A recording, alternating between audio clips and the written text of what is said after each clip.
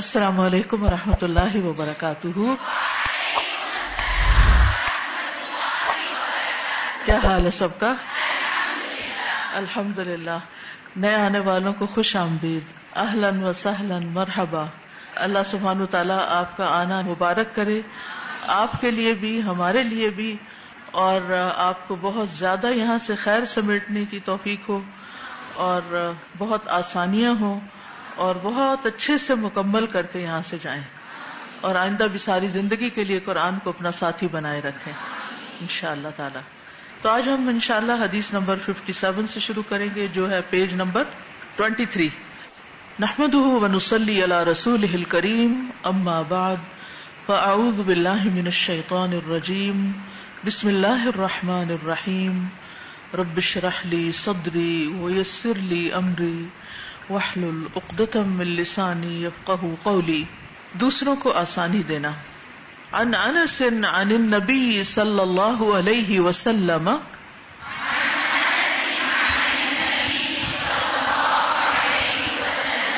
قال یسروا ولا تعسروا وبشروا ولا تنفروا. کتاب العلم. انس رضی اللہ عنہ نبی کریم صلی اللہ علیہ وسلم سے روایت کرتے ہیں، آپ صلی اللہ علیہ وسلم نے فرمایا، آسانی کرو اور سختی نہ کرو، خوشخبری دو اور نفرت نہ دلاؤ. یہ آپ کی تعلیم ہے ہم سب کے لیے. کیا؟ دوسروں کے لیے آسانی کرو، سختی نہ کرو، خوشخبری دو اور نفرت نہ دلاؤ. تو اس حدیث میں 4 لفظ استعمال ہوئے ہیں: یسر، عسر، بشارت اور نفرت. 2 چیزیں ہمیں اپنی زندگی میں لانی ہے اور 2 چیزیں نکالنی ہے. آسانی اور محبت کو فروغ دینا ہے، تنگی اور نفرت کو زندگی سے نکالنا ہے. تو یسرو کا مطلب یہ ہے کہ ایسا عمل اختیار کریں جس میں لوگوں کے لیے آسانی ہو، یعنی کام کو اس طریقے سے کریں جس سے لوگوں کو آسانی ملے. ایسی چیز کا ذکر کریں، یعنی معلم یا مذکر ایسی چیز کا ذکر کرے جو ان کے لیے نصیحت قبول کرنے کے لیے آسانی کا باعث ہو، یعنی آسانی سے اس نصیحت کو قبول کر لیں، ان کی تالیف قلب ہو، وہ چیز ان کے دلوں پر گراں نہ گزرے، بوجھل نہ ہو، متنفر نہ ہو جائے. خاص طور پر تعلیم کے معاملے میں آسانی پیدا کرنا انسان کے اندر اطاعت کا جذبہ ابھارتا ہے، اور پھر جب انسان دین کا علم حاصل کر لیتا ہے تو اس کے اندر عبادت کا شوق بھی پیدا ہوتا ہے، اور پھر اس کے ذریعے علم اور عمل دونوں آسان ہو جاتے ہیں. لیکن اگر معلم سختی کرے اور طالب علم کی وسعت سے زیادہ اس پر بوجھ ڈالے تو پھر اس میں مشکلات پیدا ہوتی ہیں. تو یہاں پر نبی صلی اللہ علیہ وسلم نے جو نصیحت کی ہے وہ یہ کہ آسانیاں پیدا کرو، ولا تعسروا، اور صرف اتنا نہیں کہ آسانی پیدا کرو بلکہ اس چیز سے روکا کہ مشکل پیدا کرو، عسر پیدا نہ کرو، سختی نہ کرو. اور یہ بھی آپ کی تعلیم کا ایک طریقہ تھا کہ ایک طرف افرمیشن اور دوسری طرف نگیشن، ایک کرنے کا کام اور ایک نہ کرنے کا کام. اس سے کسی بھی چیز کی تعلیم مکمل ہو جاتی ہے.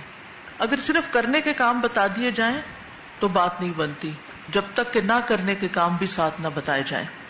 مثال کے طور پر تقویٰ ہے، تو تقویٰ میں 2 چیزیں پائی جاتی ہیں: ایک طرف اللہ تعالیٰ کی اطاعت کے کام کرنا اور دوسری طرف اللہ تعالیٰ کی نافرمانی سے بچنا. جب تک یہ دونوں چیزیں نہ ہوں اس وقت تک اس کو تقویٰ نہیں کہہ سکتے. مثلا ایک شخص دن رات عبادت کرتا ہے لیکن جھوٹ نہیں چھوڑتا، چوری نہیں چھوڑتا، بد زبانی نہیں چھوڑتا، تو چاہے وہ دن رات عبادت کرے وہ متقی نہیں کہلا سکتا. لیکن اس کے برعکس اگر ایک شخص اپنے فرائض ادا کرتا ہے عبادات میں لیکن وہ گناہوں سے بچتا ہے، حرام سے بچتا ہے، تو حرام سے بچنا ہی تقویٰ کا اعلیٰ درجہ ہے. ٹھیک ہے. پھر یہاں پر فرمایا وبشروا، خوشخبری دو. کس چیز کی خوشخبری؟ اللہ کے فضل کی، اس کے ثواب کی، اس کی رحمت کی، اس کی معافی کی، بخشنے کی، عام بخشش کی بشارت لوگوں کو سنانی چاہیے. تبشیر کا مطلب ہوتا ہے کسی کے دل میں مسرت اور خوشی پیدا کر دینا، یعنی ایسی بات کرنا کہ اس کا دل خوش ہو جائے، ایسی خبر دینا کہ جس سے انسان کو مسرت حاصل ہو. ولا تنفروا، ایسی چیز کا تذکرہ نہ کرو جس سے لوگوں کے اندر نفرتیں پیدا ہوں اور لوگ بھاگنے لگیں. تنفروا کا لفظ ہے یہ تنفیر سے، تو نفرہ کا مطلب ہوتا ہے نکلنا، کہ لوگ آپ سے دور بھاگنے لگیں. ایسی باتیں نہ کرو. تو یہ حدیث جو ہے یہ جوامع الکلمات میں سے ہے، اور یہ دنیا اور آخرت دونوں کے امور پر مشتمل ہے. دنیا دار العمل ہے، اس میں ہمیں بہت سے اچھے اچھے کام کرنے ہیں، اور آخرت دار الجزا ہے. تو جو شخص دنیا میں لوگوں سے اچھے کام کرواتا ہے، آسانی دے کر، ان کو سہولت دے کر، نرمی سے بات کر کے، مسائل کا حل پیش کر کے، اس کو اعتماد دے کے، اس کو حوصلہ دے کے، تو جو شخص اس طرح دوسرے سے کام لیتا ہے اور اس کے کہنے پر دوسرے لوگ جو کام کرتے ہیں وہ اس کے لیے بھی، جو کام کر رہا ہوتا ہے اور کروانے والے دونوں کے لیے اجر کا باعث بن جاتے ہیں. اس کے برعکس جب ایک انسان سختی کرتا ہے تو دوسرا شخص بھاگ نکلتا ہے. اب سختی کرنے والے کا بھی کوئی امیج اچھا نہیں ہوتا، اور پھر اس کے ساتھ ساتھ جو سننے والا ہے یا جو ماننے والا ہے، جو کام کرنے والا ہے، ہو سکتا ہے کہ کسی دباؤ میں آ کے وہ کچھ کر لے، لیکن وہ دل سے وہ کام نہیں کرنا چاہے گا. تو اس لیے نبی صلی اللہ علیہ وسلم نے اس سے منع کیا، کیونکہ اس سے پھر آخرت میں بھی کوئی جزا نہیں ملے گی، بلکہ ہو سکتا ہے کہ اگر آپ لوگوں کو دین سے بھگانے کا ذریعہ ہیں تو پھر آپ کو الٹا سزا ہی مل جائے. لوگوں کو اللہ سبحانہ وتعالیٰ کی رحمت کی وسعت بتانی چاہیے اور اس کے ساتھ آسانی دینی چاہیے، اور خاص طور پر وہ لوگ جو نئے نئے دین میں داخل ہوئے ہوں، چاہے وہ نان مسلم ہو، وہ اسلام میں داخل ہوئے ہوں، یا پھر کوئی شخص دین سے بالکل دور ہو، ایک اور ہی زندگی بسر کر رہا ہو، اور پھر وہ اسلام کی طرف راغب ہو، اللہ تعالیٰ کا بندہ بن کر زندگی بسر کرنا چاہتا ہو. تو ان دونوں کیسز میں، ان دونوں صورتوں میں دین میں نئے داخل ہونے والوں کے لیے آسانی پیدا کرنی چاہیے. لیکن اس کا یہ مطلب نہیں ہوتا کہ دوسرے کو ڈسپلن نہ کیا جائے یا اس کو دین کے احکامات نہ بتائے جائیں. جہاں جنت کا ذکر ہے وہاں جہنم کا ذکر بھی تو آئے گا، وہ بھی کیا جائے گا. لیکن علماء یہ کہتے ہیں کہ اس کا ریشو کیا ہوگا کہ بشارت اتنی ہو جیسے کوئی ایک پورا جانور ہے، اور خوف اتنا جیسے اس کے پاؤں کا سم ہو، یعنی اس کا پاؤں ہو. خوف پاؤں جتنا اور بشارت پورے جسم جتنی، یعنی بشارت عام ہو. جیسے اللہ سبحانہ تعالیٰ کی رحمت جو ہے وہ وسیع ہے. اللہ تعالیٰ فرماتے ہیں وسعت رحمتی کل شیء، میری رحمت نے ہر چیز کو ڈھانپ رکھا ہے. تو ہر چیز پر اللہ کی رحمت، حتیٰ کہ بعض چیزیں جو ہمیں بظاہر نقصان دہ یا تکلیف دہ نظر آتی ہیں ان میں بھی دراصل اللہ کی رحمت ہوتی ہے. اور پھر آہستہ آہستہ دین کے احکامات سکھانے چاہیے. ابن عباس رضی اللہ عنہما کہتے ہیں کہ رسول اللہ صلی اللہ علیہ وسلم نے جب معاذ بن جبل کو یمن کا حاکم بنا کر روانہ کیا تو فرمایا کہ تم اہل کتاب کے پاس جا رہے ہو، سب سے پہلے تم نے انہیں اللہ وحدہ کی عبادت کی دعوت دینی. جب وہ اللہ کو پہچان جائیں تو انہیں بتانا ہے کہ اللہ نے ان پر دن رات میں 5 نمازیں فرض کی. جب وہ ان پر عمل کرنے لگے تو انہیں مطلع کرنا کہ اللہ تعالیٰ نے ان کے مالوں میں زکوٰۃ بھی فرض کی ہے، جو ان سے وصول کر کے ان کے غرباء میں تقسیم کی جائے گی. اور جب وہ اس بات کو مان لیں تو ان سے زکوٰۃ وصول کر لینا اور ان کے عمدہ مال لینے سے اجتناب کرنا، کیونکہ اچھے مال سے انسان کو خود محبت ہوتی ہے، وہ دینے سے گریز کرتا ہے. یہ شح، یہ تنگی انسانوں کے اندر موجود ہوتی ہے. تو اس لیے زکوٰۃ وصول کرنے والوں کو کہا گیا کہ وہ لوگوں کے اچھے مال نہ لے، بلکہ جو وہ دینا چاہیں اس کو لے لیا جائے زکوٰۃ میں. اسی طرح جو لوگ نئے نئے دین کی طرف آئے انہیں شرعی احکامات کی آسانیاں دینی چاہیے، آسانی سے آگاہ کرنا چاہیے. مثلا ہم دیکھتے ہیں کہ رسول اللہ صلی اللہ علیہ وسلم نے ایک آدمی کو دیکھا کہ الگ کھڑا ہے، نماز نہیں پڑھ رہا. تو آپ نے اس سے پوچھا اے فلاں، تمہیں لوگوں کے ساتھ مل کے نماز پڑھنے سے کس چیز نے روکا؟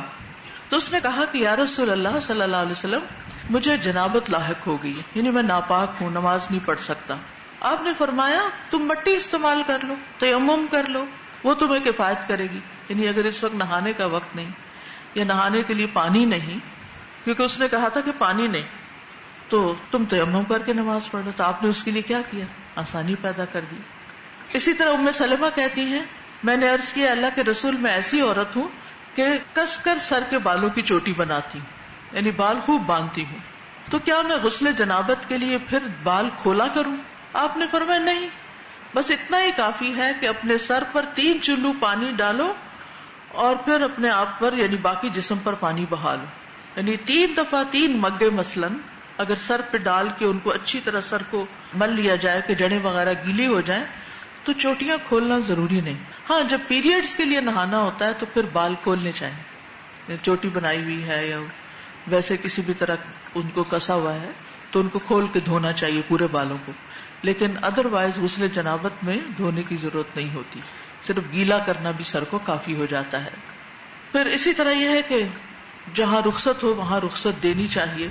حج کے موقع پر ایک شخص آیا منا میں, کہنے لگا اللہ کے رسول مجھے خیال نہیں رہا, میں نے ذبح کرنے سے پہلے سر میں ڈال لیا. آپ نے فرمایا کوئی حرج نہیں, اب ذبح کر لو. دوسرا کہنے لگا کہ میں نے لا علمی سے کنکریاں مارنے سے پہلے قربانی کر لی. آپ نے فرمایا کوئی بات نہیں, اب رمی کر لو. تو جب بھی کوئی آگے پیچھے آ کے اپنا مسئلہ بتاتا میں یہ پہلے کر چکا, میں یہ بھول گیا, میں نے ابھی وہ نہیں کیا, تو مجھے کیا کرنا چاہیے, تو آپ فرماتے اب کر لو. یعنی ان چیزوں کو, ان ریچولز کو آگے پیچھے کیا جا سکتا ہے. پھر اسی طرح یہ ہے کہ لوگوں کے حالات کے مطابق ان کو آسانی دینی چاہیے. اور آسانی دینے کا مطلب یہ نہیں ہوتا کہ ان کو سستی کا شکار ہونے دیا جائے, یا یہ کہ وہ کوئی کام ہی نہ کریں, یا یہ کہ وہ اپنے فرائض پورے نہ کریں. مثلا نماز چھوڑ دیں, کیا ہمارے دین میں آسانی ہے؟ ایسا نہیں ہو سکتا. فرض تو فرض ہے. اسی طرح سبق یاد نہ کریں, کیا ہے ہماری ٹیچر بہت سخت ہے, کہتی ہیں 10 دفعہ پڑھو, 7 دفعہ پڑھو. نہیں, جو کام کرنا ہے وہ تو کرنا ہے.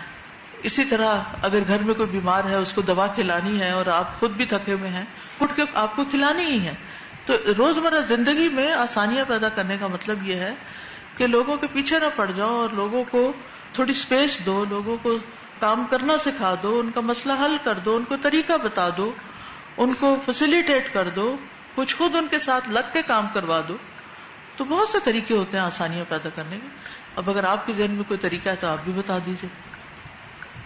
استاذہ, ایک ہی کام کرنے کے مختلف طریقے ہوتے ہیں, تو جو اگلے بندے کو اپنا طریقہ کار آسان لگتا ہے آپ اس سے بھی رائے لے لیں کہ اس کام کو اور کیسے کیا جا سکتا ہے, تو اپنے طریقے سے کر لیں. ایک چائے بناتے ہیں لوگ, مختلف طریقوں سے بناتے ہیں, کیونکہ اللہ نے ذہن مختلف بنایا نا. تو ایک کام کو کرنے کا ایک ہی طریقہ نہیں ہوتا, کئی طریقے ہو سکتے ہیں, اور بعض اوقات میرے طریقے سے بہتر دوسرے کا طریقہ ہو سکتا ہے. تو ان کا مشورہ لینے میں اور اس کو اختیار کرنے میں کوئی حرج نہیں ہے. اس سے کسی بڑے کی بڑائی پہ کوئی زد نہیں پڑتی. استاذ جی, بہت ہی اہم حدیث ہے یہ, اور میں سوچ رہی تھی کہ کس طرح اللہ کے رسول صلی اللہ علیہ وسلم نے ڈوز اینڈ ڈونٹس دونوں جو ہیں بالکل کلیئر کر کے بتا دیا. تو کام کے طریقے میں آسانی دی جاتی ہے, یہ نہیں ہوتا کہ کام ہی چھوڑ دیا جائے.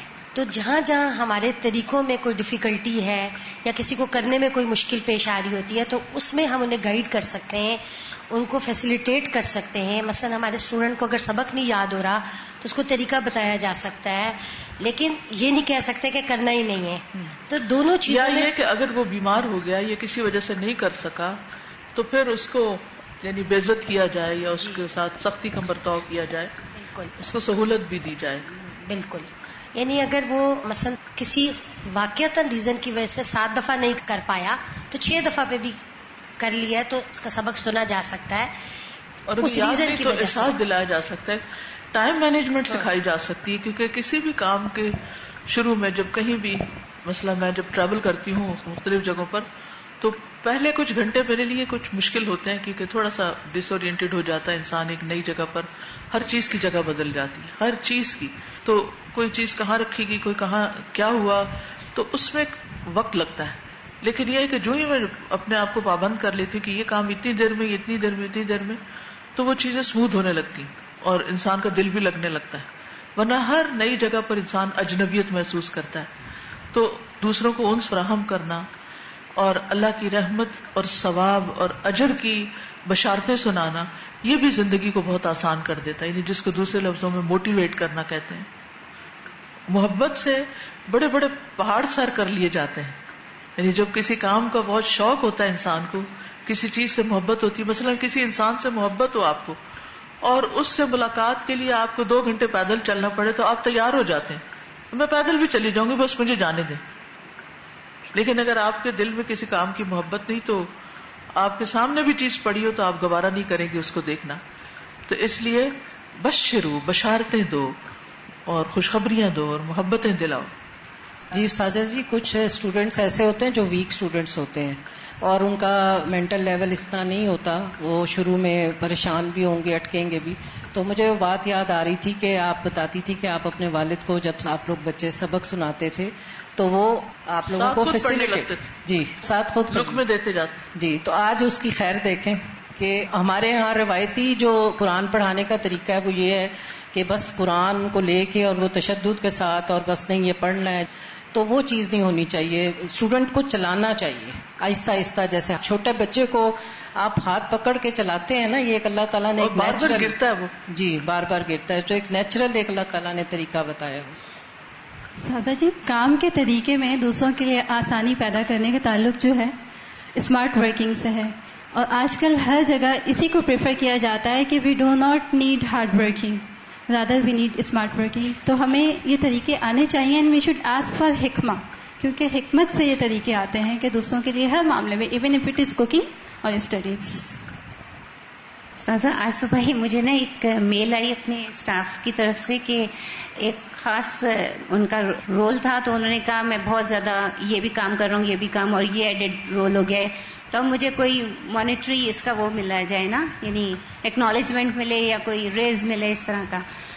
تو میں نے پھر جو اپنے ایچ آر ڈپارٹمنٹ ان کو لکھا کہ ان لیول کے جتنے لوگ ہیں ان سب کی جے ڈیز شیئر کی جائیں، تاکہ اگر ان کے اوپر واقعی ایسا لوڈ ہے کہ ایک بندہ اتنا کام کر رہا ہے تو اس کو ایکولی شیئر کیا جائے. تو اس سے کیا ہوگا کہ ایک تو ان کے لیے بھی آسانی پیدا ہوگی، اور کام کی ڈویژن، یہ بھی تو انصاف ہے نا استاذہ. یہ تو نہیں ہے کہ ایک بندہ ہی کام کرتا رہے اور باقی نہ. بچے بھی اسی طرح کرتے ہیں کہ ایک بچہ زیادہ کام کر رہا ہوتا ہے گھر میں، اور پھر وہ یہ چاہتا ہے کہ مجھے ایکنالجمنٹ ملے اور باقی سب کو ڈانٹے پٹے. تو یہ پھر جب اس طرح کرتے ہیں تو آسانی ہو جاتی ہے. استاذہ، اس میں یہ چیز دیکھی جا رہی ہے کہ دعائیں دینے سے بھی بہت فرق پڑتا ہے. جیسے کوئی کام کر رہا ہے نا چھوٹا سا، اور وہ کام آپ کو لگ رہا ہے اتنا بڑا نہیں ہے، لیکن آپ اسے دعا دے دیتے ہیں تو اس کے اندر بھی ایک فیلنگ آف کانفیڈنس پیدا ہو جاتا ہے کہ اچھا میں اس سے اچھا بھی کر سکتا ہوں. بالکل.